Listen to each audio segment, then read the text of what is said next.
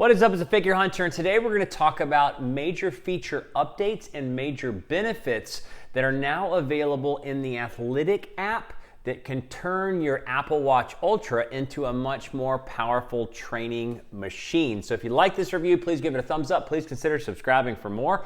So I have reviewed and re-reviewed the Athlytic app multiple times because it's one of the few apps that can make your Apple Watch useful. And what we're going to talk about today is a big one primary overarching change that's now making Athlytic as an app more effective. We're going to talk about the three major benefits of the changes on the data side with the Apple Watch that makes Athlytic more powerful. And then we're going to look at six specific features to the app that I want to highlight. So this isn't a comprehensive review like I've done in the past of the Athlytic app. It's just actually one major thing, three real feature benefits that are able to be provided by Athlytic now, and then six minor points I don't want people to miss when it comes to what Athlytic can do as an app. So the major overarching things, so I'm wearing my regular old Apple Watch 7, and as I've been wearing it, because I get the Apple Watch Ultra tomorrow, as I've been wearing the Apple Watch 7, I realize how much I still hate it as far as its overall design. I hate rounded edges, I hate the little body, I hate the little shape,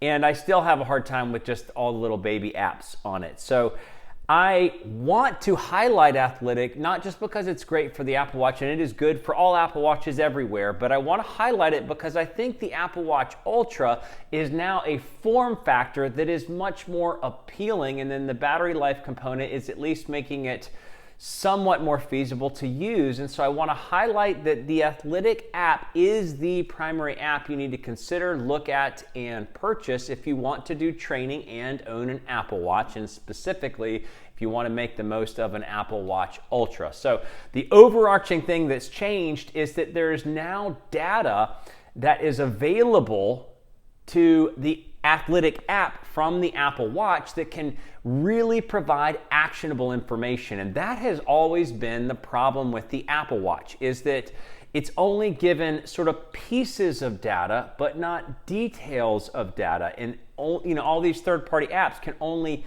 do what they can do, whether it's pieces or more thorough. And now Apple's providing more thorough data, and there's capabilities to make more thorough data. And Athlytic takes this data that's now more thorough from the Apple Watch and provides actionable direction for your training, for your recovery, and for your lifestyle. So that's the one overarching thing. Now, the three major benefits. The biggest I highlighted in a video recently of how to activate your Apple Watch to take many more HRV, heart rate variability measurements, especially while you sleep.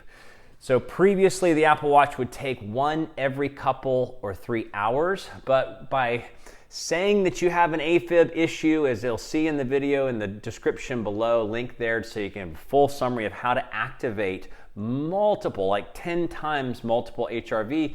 So now we can see how Athlytic can make use of that. Okay, so here you can see all the data from last night, the heart rate variability data that's been just simply brought over previously without activating the heart rate variability through the AFib. You would only get like 2 data points, and you'd be forced to try to do a manual entry when you first woke up. And I tend to not like in any way things that are user manual entry, or else they just don't provide value. So now you can see a real value that they take, and they can show you your heart rate variability over time. They convert that into your overall recovery score based on your trends recently and how the last night heart rate variability. And then you also get, obviously it's in the summary page, and you get trends over time. So that's heart rate variability.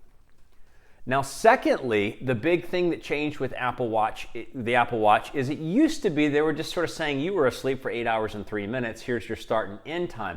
And now Apple has applied some science to the sleep analysis, and they're giving stages. And many scientific reviewers have been able to see that the stages are now one of the most accurate on the market.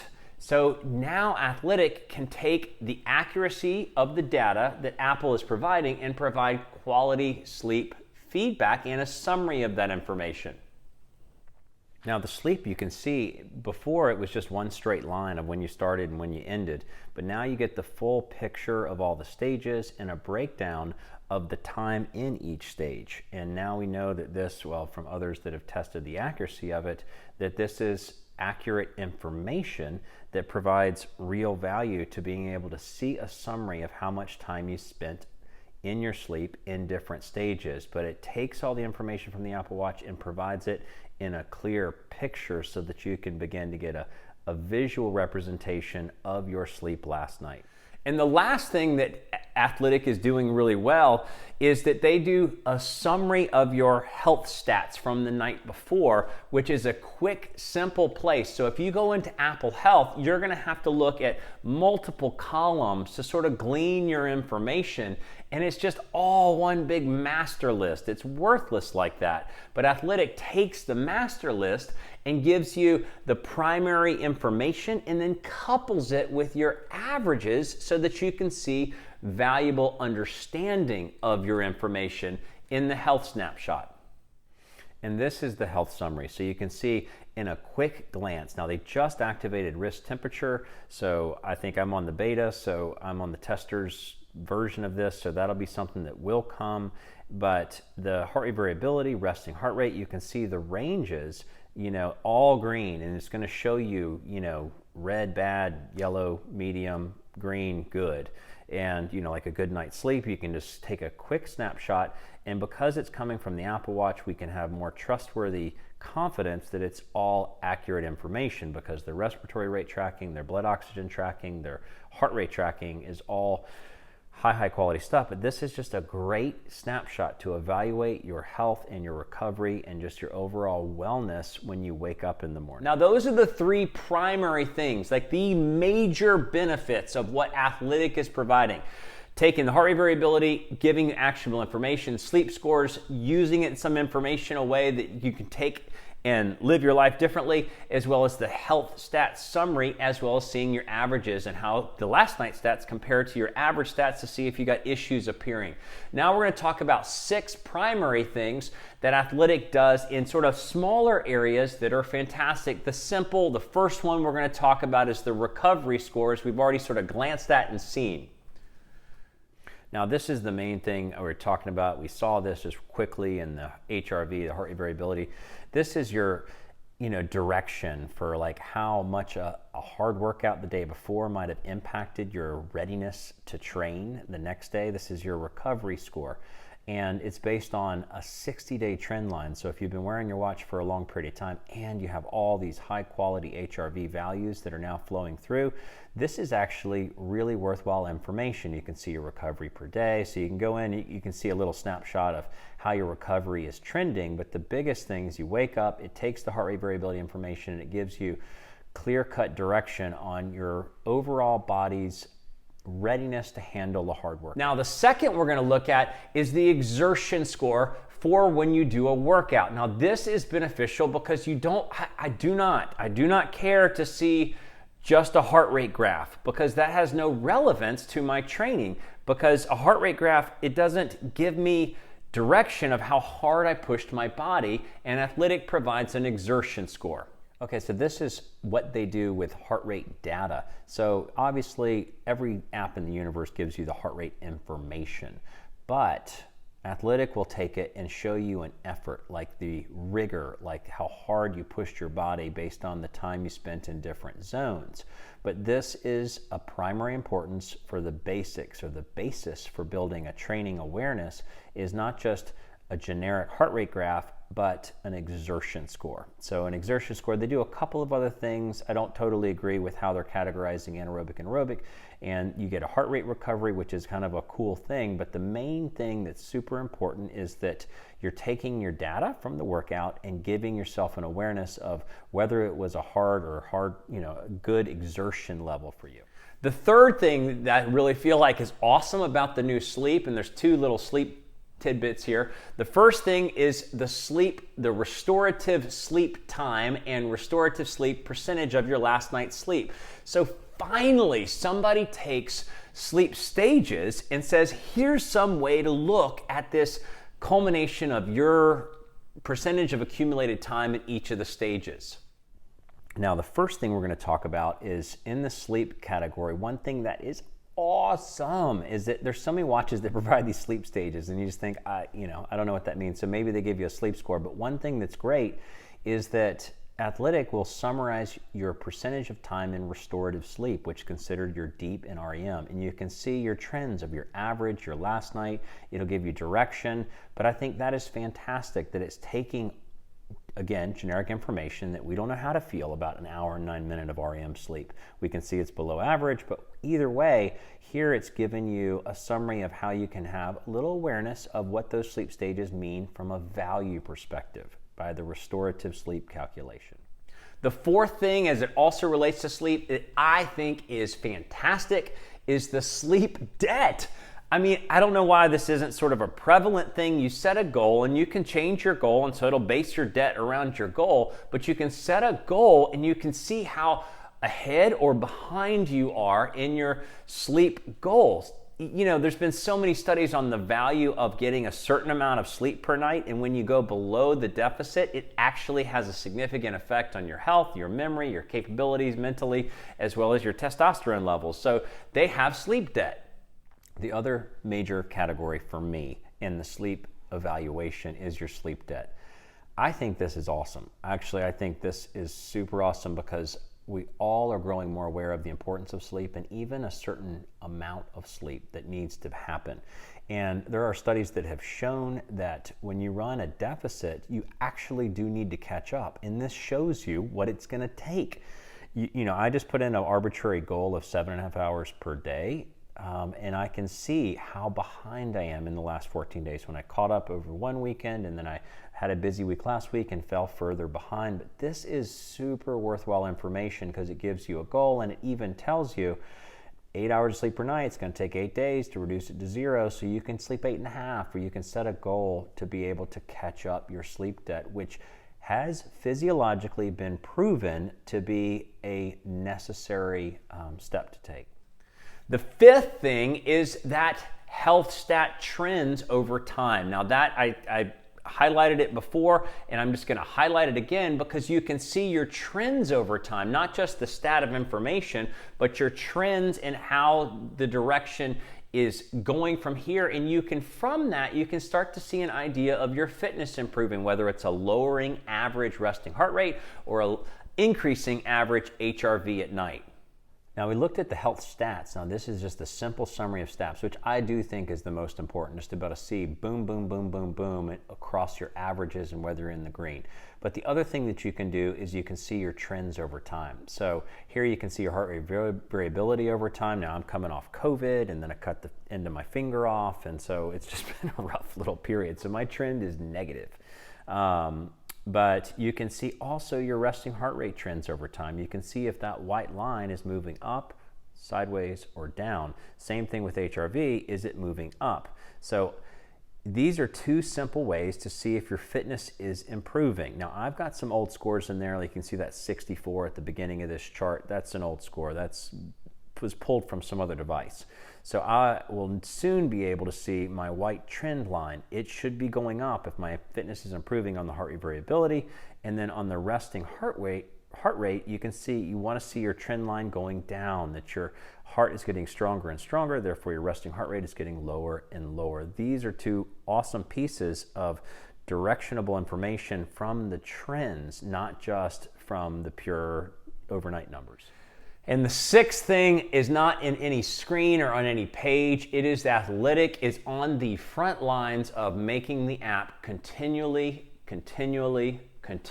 better. They are constantly adding things, constantly improving, constantly reshaping what you can use the app for, and that is a primary thing. I mean, that could be like an overarching real benefit of the app, but it's the sixth sort of tidbit benefit that I will point out. So looking at it in summary, we're going to talk about what it means for the capabilities of the Apple Watch, and then also the areas that I feel like could grow.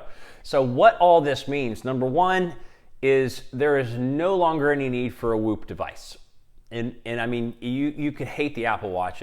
Okay, you'll never want to wear the Apple Watch because you despise it. Then maybe you have to go to Whoop for some of these basic metrics. But now the Apple Watch is providing highly reliable data, and Athlytic is taking that data and doing the exact same thing that Whoop is doing for no subscription fee, just an annual cost of 1 month of the Whoop. So you get an Apple Watch, well, you have to pay for the watch, but you get an Apple Watch, you get all the features of a little computer on your wrist, coupled with any and all of the stats that Whoop could provide, or the value that Whoop could provide. Secondly, is it obviously takes all this information and summarizes it in those key areas. The first is the recovery, the second is the health stats, and the third is the overall idea of how much exertion you put into the workout. Now, those are the three things that I feel like: your recovery, HRV, your health stats and sleep analysis, and then the exertion score. So it just takes all this bland data from Apple and makes it useful in those primary areas. Now, what are areas I think they could grow in? The main and the biggest one is how they evaluate training load over time. So they evaluate your overall exertion levels, like, are they trending? Are you putting in higher exertion this week or lower? That's exactly what Whoop does. So again, it's exactly what Whoop does, but and now it's at a lower cost and it comes with an Apple Watch. But there are so many other models, I believe, that are out there. So if I was going to rank the models, rank the providers of training load data and directionable information when it comes to training load. So hear me on the Athlytic provides you an exertion score. So that's great. And then some trends, or did you exert yourself on average more this week than last week? And they couple it with the recovery score. You're really well recovered from this 1 night of sleep, and so here's what your goal should be for exertion today, which I don't particularly personally feel is connected to, or don't feel like it's the most valuable training tool. So the first and the best right now is Garmin, because they have purchased Firstbeat Analytics. Now Firstbeat, I'll put a white paper in the description below, but they've done the most work from a scientific analytical aspect of sports science, because they use EPOC, excess post-oxygen or post-exercise oxygen consumption, and they use TREMP, which is your training impulse. So TREMP is an evaluation of your exertion at any point in time in the workout, and it goes up continually through the workout. The EPOC will change in value based on how much oxygen your body needs.